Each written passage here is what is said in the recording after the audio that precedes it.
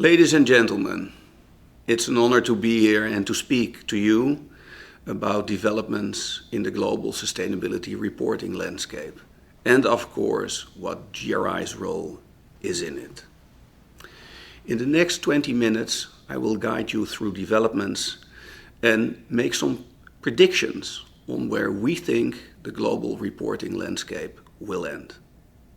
And with that, let me first share with you my first slide. GRI, of which I have the honor to be its CEO, has a long history. Founded in 1997 in the United States by US investors, it has since then made a remarkable journey. And some of the data you see here on this slide underpin it. 78% of the Fortune 250 largest companies use GRI standards. A thing of which I'm particularly proud is that in 2022 our standards have been downloaded more than 1 million times. But that's not it. More than 50% not in the English language, which shows you its truly remarkable global interest. Looking at the amount of companies that use GRI, it says 11,000. We are nearing 12,000. We are a force to be reckoned with. And that for a standard that is in most of the countries where we operate on a voluntarily basis. So, what about Asia? What about Japan? What about the uptake and interest? On this slide, you see something that you may not have been aware of, and that is how popular GRI is in Asia and in Japan. And for your information, this data comes out of a very recent report of PwC. 81% of the listed companies in Asia refer to or report in accordance with GRI standards. In Japan, that is 80% of the listed companies. That is seriously massive. But there's more interesting news to share with you. Assurance. It may already be on your mind. And when we deal with development in Europe, we will discuss it in more detail. External assurance on your sustainability report. Will that ever happen? And what will be the burden? But before going into those details, let's have a look at this slide, presented by IFAC. It shows you that of the published GRI reports, 39% is accompanied by external assurance. And you should compare that with the figures on the SASB published report, which is 7%. And why is it an interesting feature? Because, as we all know, our good colleagues of SASB and their standards, they have investors as their key target public, with a financial lens on the output. We are more on impacts, and besides investors, have a broader stakeholder community that we try to serve. Then how come that the amount of external assurance declarations with the published reports on GRI is so much higher than that one of a financial standard? The only reason can be that in boardrooms, people see the value, the added value GRI standards give to an organization, to investors, and to other stakeholders. Validation of that data apparently is important. And as we all know, data don't lie. Now we come to a topic that is widely discussed. The so-called alphabet soup on sustainability reporting standards. Let me demystify this. Yes, there is an alphabet soup. There is an alphabet soup when it comes to rankers and raters and frameworks. Rankers and raters with their often not very clear methodologies on what is the basis of their judgment. There are many, and we know the burden they cause on you when you have to prepare questionnaires and provide information can be even more extensive than on the sustainability reporting itself. We have the various frameworks of various organizations that provide metrics and specific topics you are asked to report on. But when it comes to the format, how to report, we enter the realm of the standard setters. And that realm is being managed at this moment, in fact, by only 4 players. Those players are the Security and Exchange Commission for the United States of America. But as the biggest capital market in the world, of course, of great importance. Then we have in the European Union, the European Financial Reporting Advisory Group. Under the Corporate Sustainability Reporting Directive, they have the mandate to set European sustainability reporting standards. We have our good friends of the ISSB as part of the infrastructure of the IFRS Foundation. They take care of sustainability-related topics. And we at GRI were extremely happy with the incorporation of the ISSB because financial information on sustainability-related topics on behalf of investors is much needed. And then, of course, you have GRI.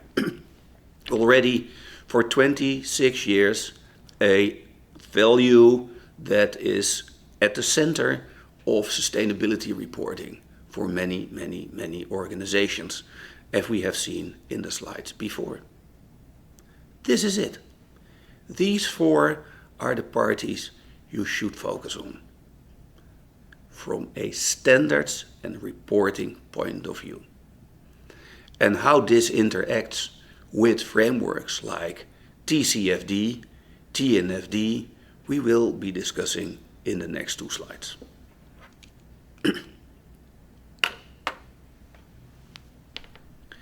It's very difficult to understand the added value of GRI if we cannot put it into context into the developments in the sustainability reporting landscape on a global scale and on our interaction and relationship with the major players. And in our case, that is EFRAG and the ISSB. There are many, many heated discussions and debates about the concept of materiality. And they are sometimes a bit distractive of what we try to deal with.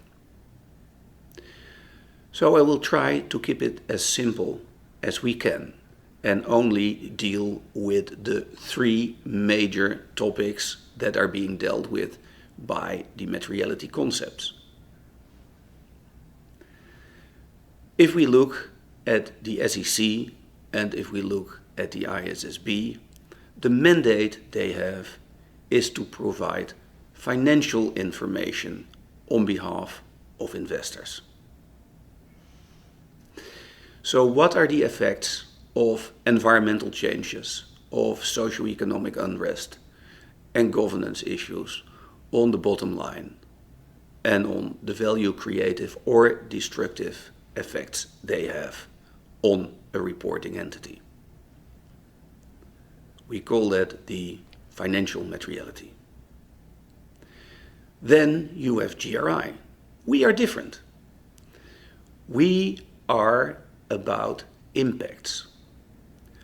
What are the impacts on the environment, on socio-economic cohesion and governance of companies pursuing their strategic objectives? We call that impact materiality. As our friends at MIT explained that these words, impact materiality and financial materiality, can be a bit confusing, they like to describe it, and I agree with that, more as that at the ISSB it is about outside in. What are the effects of the sustainability related topics on the organization? GRI is about inside out. What are the effects the organization has on the environment and socio-economic topics? And what you will see is that in fact they are both two sides of the same coin.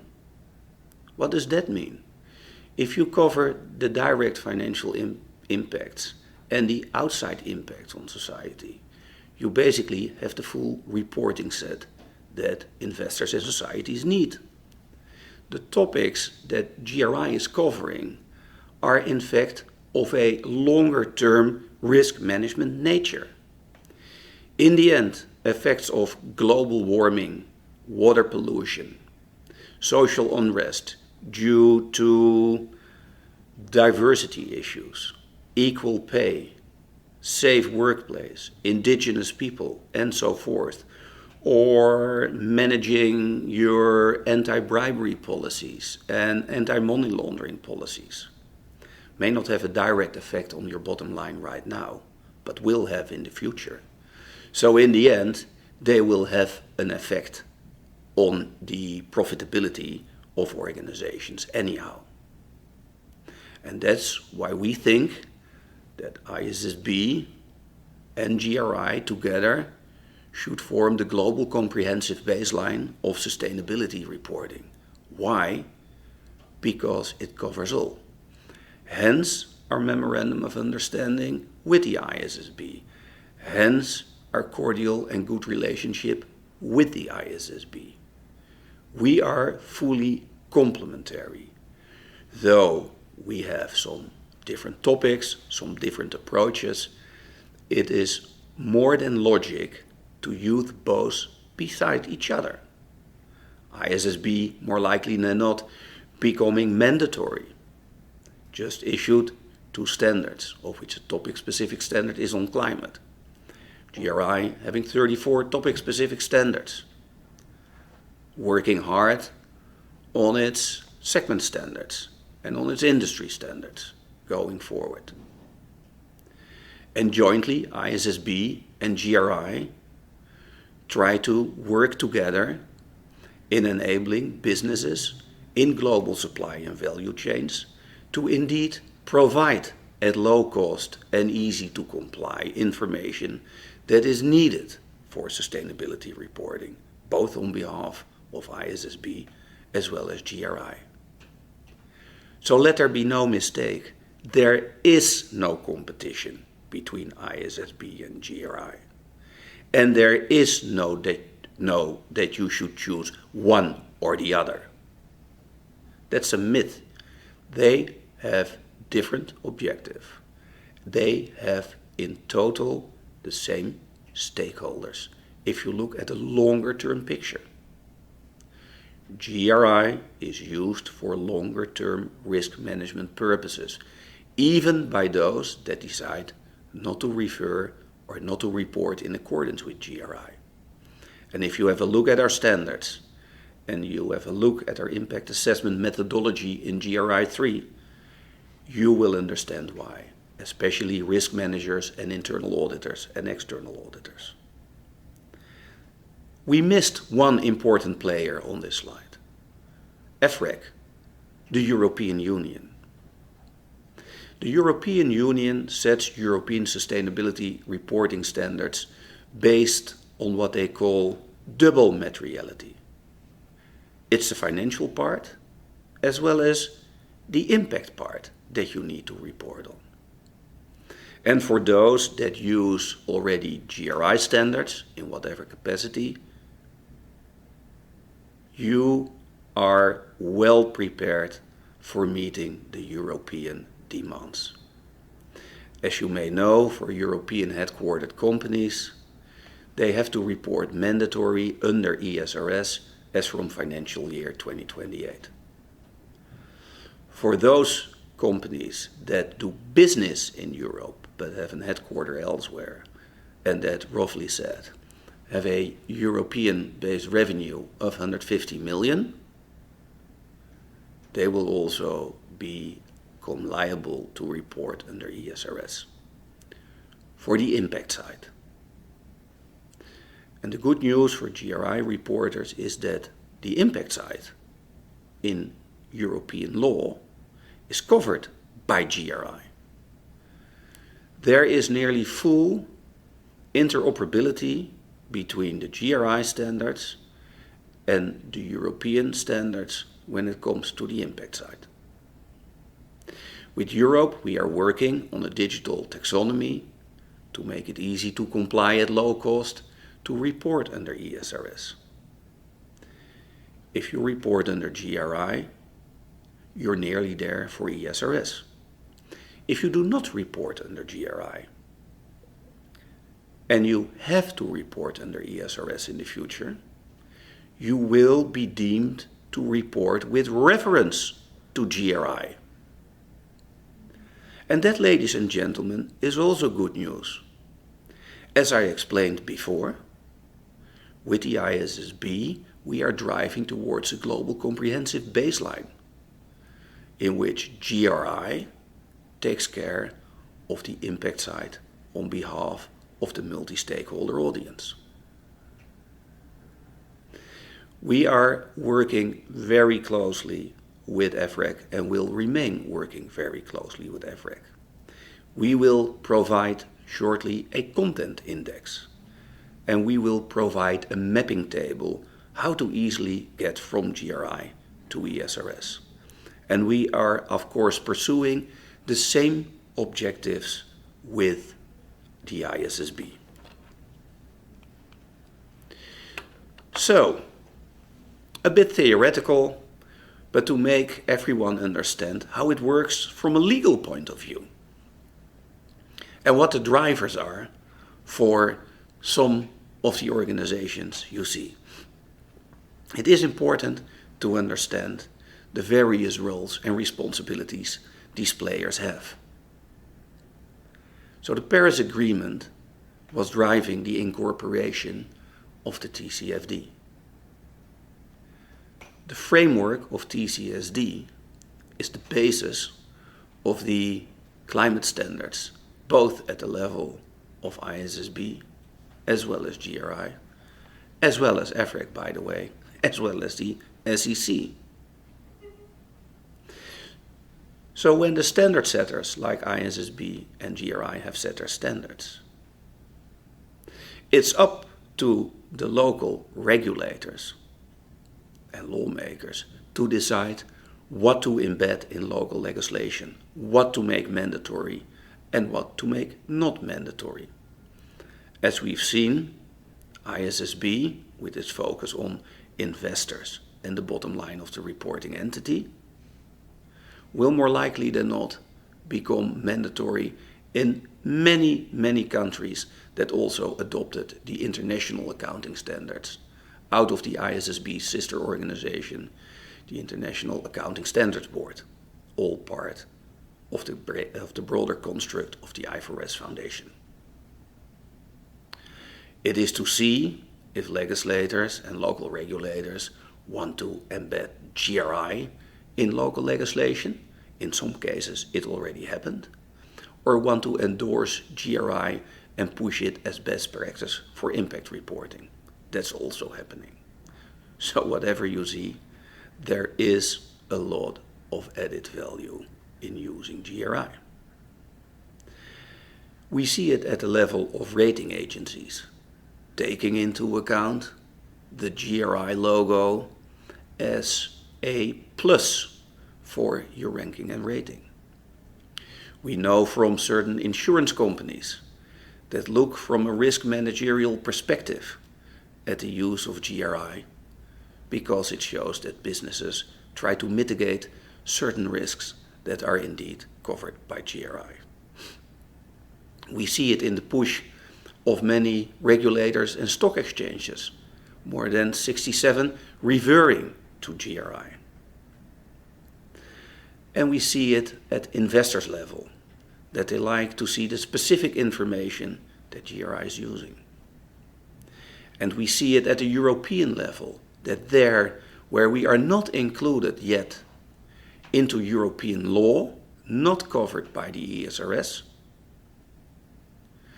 the European Union, EFRAG, is advising businesses for those topics to use the GRI standards. Besides, a side effect that we see, and I'm a former head of risk management of a multinational organization,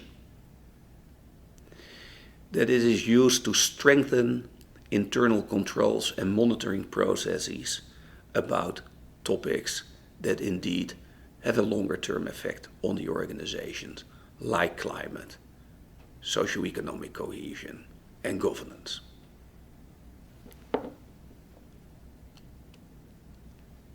Let me end with what you may expect of GRI in Asia and especially in Japan in the near future. What we learned over the last years is that reporting is important, but not an end in itself. It needs to contain quality, validated and verified information to be useful, and it needs to be comparable. Let's start with the comparability. The reason why ISSB and GRI are driving a global comprehensive baseline is that we all need comparable data in order to make good decisions. We need to be able to compare and to benchmark. But the data needs to be right. And that data in the sustainability reports comes out of a string of activities that are happening in a global supply chain and in global value chains. What is the use of reporting Scope 3 information as the small and medium enterprises that should provide it are not capable of delivering? What's the use of book building for an IPO as legal professionals are not capable yet to assess what the risks and opportunities are? What is the use of in-control statements or a level of assurance by external accountants if they have not a proper process and knowledge in place yet? What's the use of claiming that we can deliver at low cost and easy to comply if there is not interoperability backed up by state-of-the-art IT reporting tools and platforms? How can regulators and governance sell mandatory sustainability reporting to businesses if they do not report on their efforts on mitigating climate and social risks themselves? And how can we help businesses to better understand the benefits of integrated reporting? In order to support these topics, GRI will be incorporating a so-called Sustainability Innovation Lab with its head office in Singapore and branches in Japan, Malaysia, Philippines, and Thailand and Indonesia. GRI will open up its own office with boots in the ground in Japan to support you all with the journey towards low cost, easy to comply sustainability reporting in the many jurisdictions where you have to. I thank you very, very, very much for your attention. It has been my pleasure. And for any questions, you can always reach out to us and to our certified training partners here in Japan. Thank you very much.